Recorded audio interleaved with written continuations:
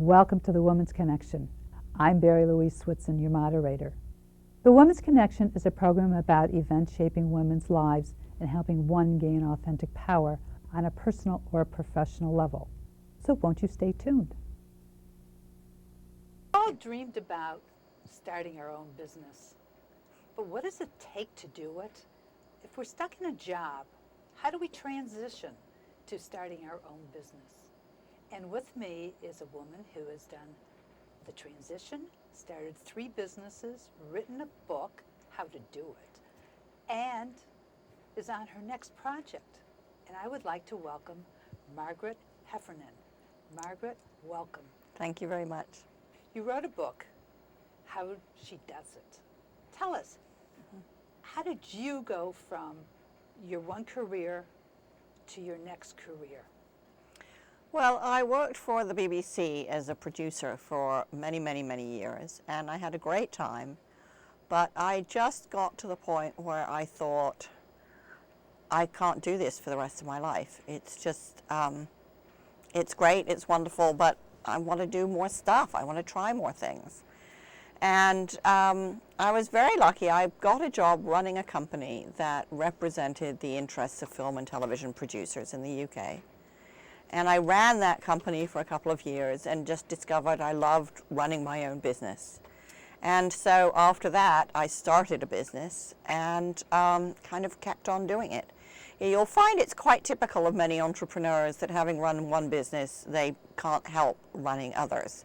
And so I became a kind of serial entrepreneur. How do you explain the explosion in women-owned businesses? It's really interesting, actually. In the last 20 years, we've seen women creating new companies at twice the rate of men. What that means is that every day in this country, 420 women start a new business.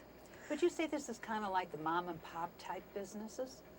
Well, some of them are and some of them aren't. I mean, more and more of them are getting bigger and bigger. More and more of them are creating jobs. Women are now responsible for employing more people than the Fortune 500 put together. So this is not a trivial trend. This is really shaking the economy and changing the way that business is done. Do women face the same obstacles as men starting a business? To some degree they do. I mean, starting a business is scary. There's a high failure rate for men and for women. And starting and running a business is hard. That's true for everybody. What's true specifically for women is they lack confidence. They're less certain that they can succeed. They are very often surrounded by naysayers. Many of the women I interview in my book, their kids told them they were crazy. Their husbands told them they were crazy. Everybody thought that they couldn't do it. Typically, that actually made them more determined to prove that they could. So they face those sorts of obstacles. They face the obstacle that banks, venture capitalists, institutional investors are less likely to invest in women, partly because they don't look like your archetypal entrepreneur. They don't look like the Google boys. But the fact is that despite those obstacles, women persevere. Other than the normal financial institutions for funding businesses, how has the investment community accepted this trend? Well, to be brutally honest, they've pretty much missed it completely. If you're looking at venture capital, for example, women receive less than 10% of the venture capital that's invested in this country. But you know what? That doesn't stop women. They find other ways to succeed. One of the women I write about, Carol Latham, funded her company by renting out her family house, moving into a tiny apartment, and funding the business on the difference. Other people like Eileen Fisher are just incredibly careful with cash flow, so that when she started her company, she timed money in and money out very, very, very carefully. Women are incredibly thrifty, which is one reason they're a fantastic investment. They're very, very careful with the way that they spend money. And the other thing that's interesting about investment in women's businesses, women take on more personal risk. It's really interesting because the kind of cliche is that women are risk averse. But what I found is they'll take on more personal risk in order to make their businesses succeed. What that means is they're that much more determined. And so it's not really surprising when you discover that women's businesses are far more likely than men's actually to stay in business. Well, you answered that question. Okay, because, like you hear about so many failures, and it's good to know that women are so determined and so committed that they want to stay in the business to really, like you say, prove the naysayers that they're wrong. That's absolutely right. I mean, one of the things women have when they start their own companies is what I call fire in the belly. It isn't just that they want to build a successful business. They really want to prove to themselves, to the naysayers, to their families, often to the corporations that didn't value them. They have a burning desire to prove just how good they are. And that really keeps them going through thick and thin. There's no entrepreneur on the planet that has an easy ride. Starting your own company, keeping it going, making it successful, it's a tough adventure. I think it's a little bit like the Tour de France bicycle race. It requires endurance, intelligence, stamina, really clever strategy, and lots of help. But mostly what it requires is a fantastically burning, long-lasting desire to succeed, and women have that in spades. Okay, you have an idea. You want to start a business. You're employed, let's say you're employed full-time. What would you suggest is the first step to get yourself going? The first thing I'd say is, if you know what kind of business it is, go and learn as much about that business as you can. And if you can do this, do it, learn from your employer. If you want to start, a food company, go work for a food company. They'll teach you and pay you at the same time. It's a fantastic experience. The next thing I'd say is do a lot of research into your market. Think hard about who your customers are. Think hard about your competitors. Figure out what it is that you have to offer that other people don't. Quite often, it may not be that your product is unique, but that your service is exceptional. Joni Walton runs a company called Danley Medical Supplies in upstate New York. She's selling a lot of the same products that her competitors are. But what Joni has to offer is truly exceptional customer service. Nobody phoning her company ever gets an automated message. The people that are talking to her customers know the customer's business, know what they need, can recommend new products, new supplies that will make them even more successful. The reason Joni can charge higher prices, and the reason that every 6 months somebody offers to buy her company, is because she offers exceptional service. That alone, it's not rocket science, that alone has made her successful. How do a lot of women finance their business? You mentioned one instance where the woman rented out her house, rented another place, and started her business on the difference. But does she apply to the government for a loan? Does she use her credit cards? What is the best long-term strategy for somebody starting business? Because you don't always get the venture capital funding. Most companies don't get venture capital funding. Venture capitalists are responsible for 1% of institutional investment. So they make a big noise, but actually it's a tiny number of companies that they invest in. One of the things that Carol Latham did when she started her company Thermagon is she put together an offering memorandum, and she went to all of her friends and family, and each of them invested $10,000. They did that because they knew Carol very well. They knew she was a very honorable, reliable, honest person. They wanted her to succeed. As it happened, she succeeded beyond their and her wildest dreams. But, she had 20 investors who each put in $10,000. Enough company to get going. Other people go to banks. Some people definitely use credit cards. A lot of people just use cash flow. They're just very, very careful in, money in and money out. Banks are probably your best bet, but, you have to have a good business plan. You have to know what you're doing. Having a track record makes an incredible difference. One reason that women get less venture capital than men is because they have less track record. But the women with track record are very successful in getting venture capital.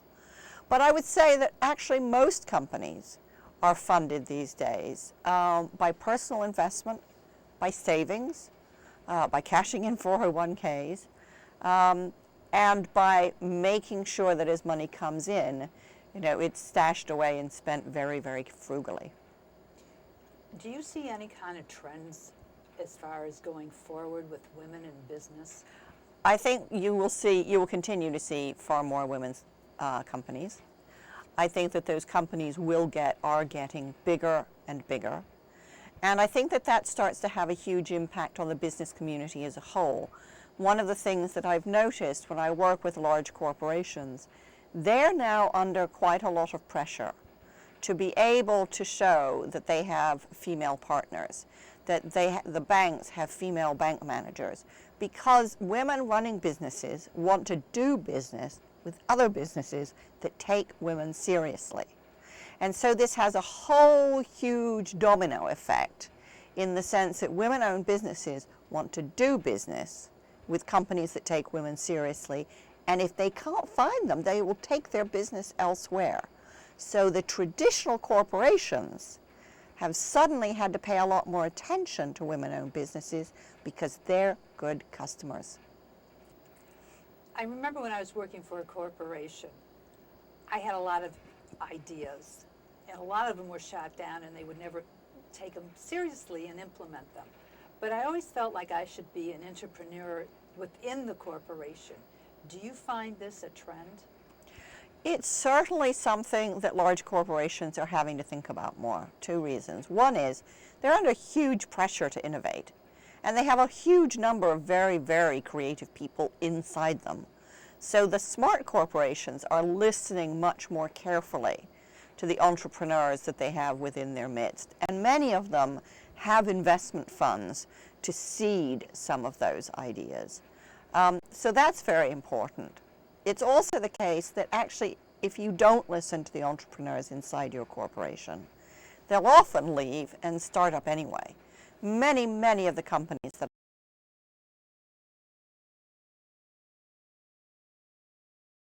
employed them. So what we're seeing today is that traditional corporations, A, really don't want to lose their super smart women, and B, really need brilliant new innovative products, and therefore are funding some of these businesses. However, women continue to leave these corporations for several reasons. One is because they often aren't taken as seriously as they should be. And the other is because they really want the freedom, not just to develop their idea, but to run the business the way that they want to employ people the way that they want to work the hours that they want to. And a lot of traditional corporations still have a lot of trouble with that. Well, I think a lot of things are changing because there's so much diversity in the workforce, and also women are leaving for family reasons. They're leaving to just venture out in the world, and they're coming back, and I think the companies have got to really start enticing these women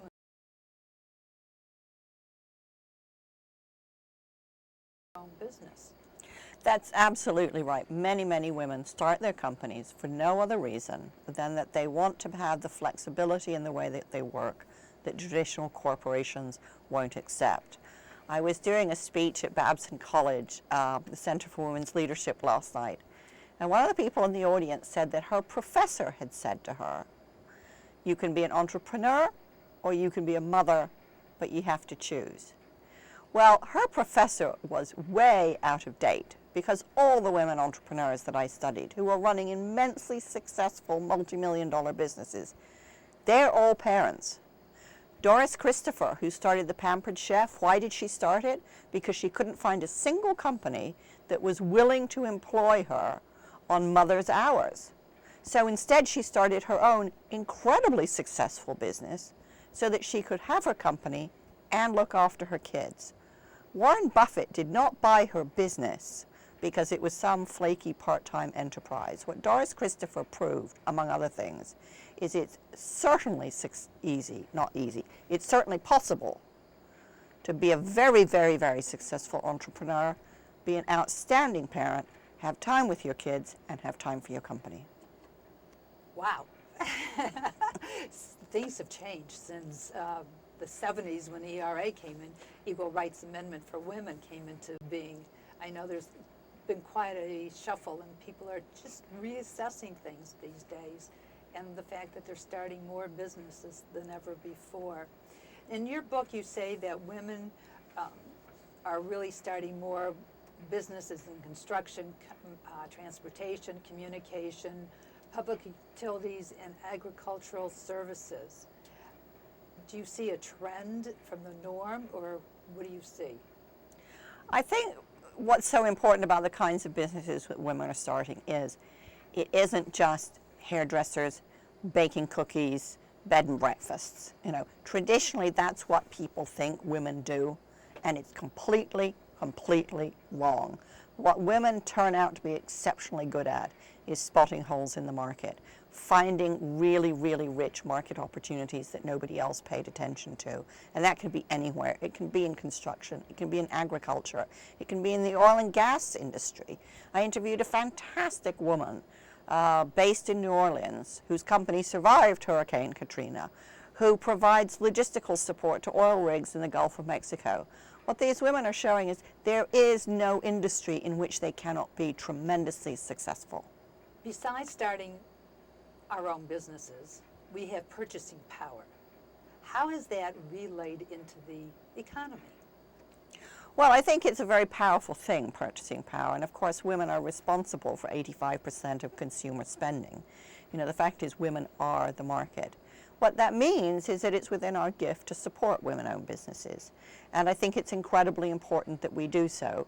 One of the huge disadvantages that women-owned businesses have is what is technically called access to markets. In other words, it's harder for women-owned businesses to get a hearing, not just from the federal government, but from the huge conglomerates. You know, companies like Walmart need to start buying from women-owned businesses. The Fortune 100 companies need to start buying from women-owned businesses. When they finally find the imagination required to do so, what they will find is outstanding products coupled with superb service. Their inability to see how many fabulous companies are out there is a real legacy of the old boy network. Male-dominated companies still buy from male-dominated companies. That still has to change. Wow, that's something else, because I was just going to ask you, how come they don't buy from women? I mean, many times the product and service is superior, but you've just answered that question. It's the old boys network. So basically, how does one crack the old boys network?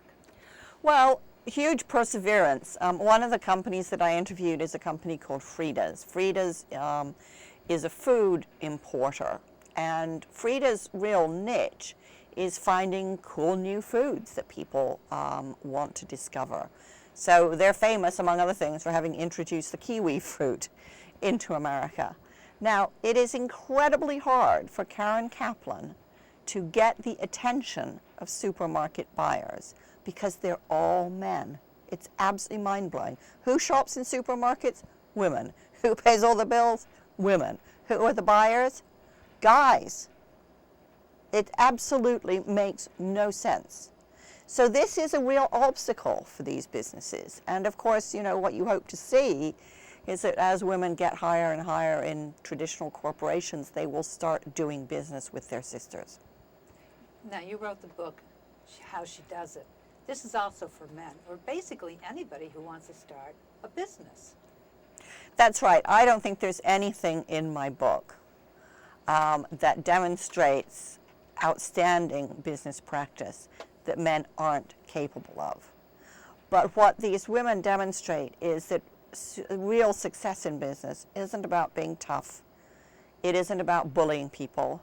It has nothing to do with the business ethics of the apprentice. It has nothing to do with screaming at people. It has to do with fabulous service, treating employees and customers with respect, having a lot of understanding of the market, being able to empathize with the customer, being able to innovate at a tremendous rate. Guys could do that too if they'd give up the idea that success is about shouting and dominance. What are some of your favorite women in the book that you've interviewed, or I shouldn't say favorite, but most outstanding women, because you've mentioned a few. What are some others? There's an extraordinary woman in upstate New York named Doreen Marks, and she runs a company called Otis Technologies. She started her company when she was 16. She was out hunting with her dad one day, and she slipped in the mud, and her gun got all caked in mud, and that ruined the day out. So she had to go home and clean her gun, and she thought, this is really stupid. How come there isn't a way of doing this? How come there isn't some kind of portable gun cleaning equipment? So she invented some.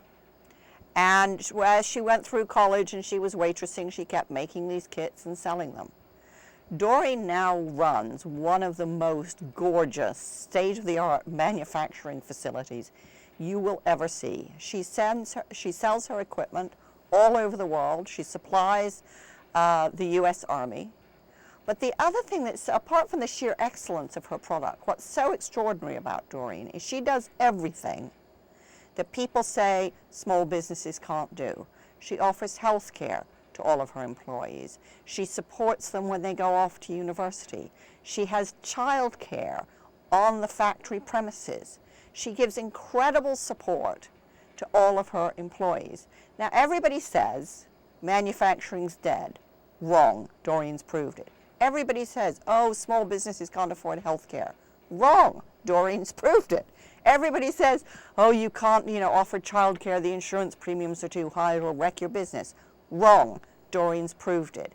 She has one of the most successful manufacturing companies in the United States, and she's doing it the right way. Not just an exemplary product, but an exemplary management style that treats people, customers and employees, with respect. That is an incredible story. Is there anybody else who stands out? Carol Latham is an astonishing story, not just because of the way that she funded her business, but as it started to grow, she didn't really have the money to pay huge salaries. So one of the things she did is she hired a very large Hispanic workforce. And because it was ill-educated, she also persuaded the Cleveland School Board to provide English teachers and math teachers, and she educated her workforce in work hours on the premises of her company. And she says now that she has a very, very successful business. She says, she doesn't really know what's been the most rewarding part of it, building this very successful company or changing people's lives. And I think that one of the things that I learned in the course of writing this book was that, yes, building a company is a wonderful thing, and it's a great way that women can prove just how good they are. But the deeper lesson is that each one of these businesses has changed the lives of the people who've gone to work there. Not only have they had the chance to develop themselves professionally, but they've been treated with real respect. They've grown in their own eyes. And all of these women have not just changed their own lives, they've changed the lives of everybody who's come into contact with them. I think it's a fantastic lesson at a time when we're seeing so much corporate greed and corruption, that done the right way, business can be a force for good. How important is a business plan when you're looking for financing? Almost nobody will give you money without a business plan. So a business plan is very important. It has to be coherent. It has to make sense to other people. It needs to make sense to you. But don't get too hung up on the business plan, because you can plan till you're blue in the face and stuff happens. June Coldren, who runs an oil and gas company working out of New Orleans and supplying oil rigs in the Gulf of Mexico, she had a business plan. The business plan didn't feature Hurricane Katrina, which meant she had to relocate the entire company. One of the things I learned is that women are great at planning. They are very organized, but they're also great improvisers. And there is no entrepreneur who doesn't at some point have to improvise their way out of something that nobody could ever have foreseen. That is an incredible story. Margaret, I don't know how to thank you for joining me today. And in the closing moments of the show, what would you like to leave the audience with? I'd really like women to learn that they are so much better than they think they are, that they're capable of more than they think they can do. When they really set their minds to something, there's nothing they can't do.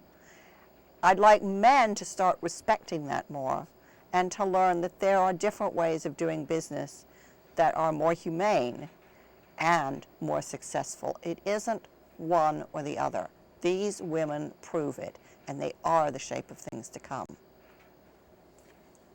Margaret, thank you so much for joining me. I've learned so much about women and business.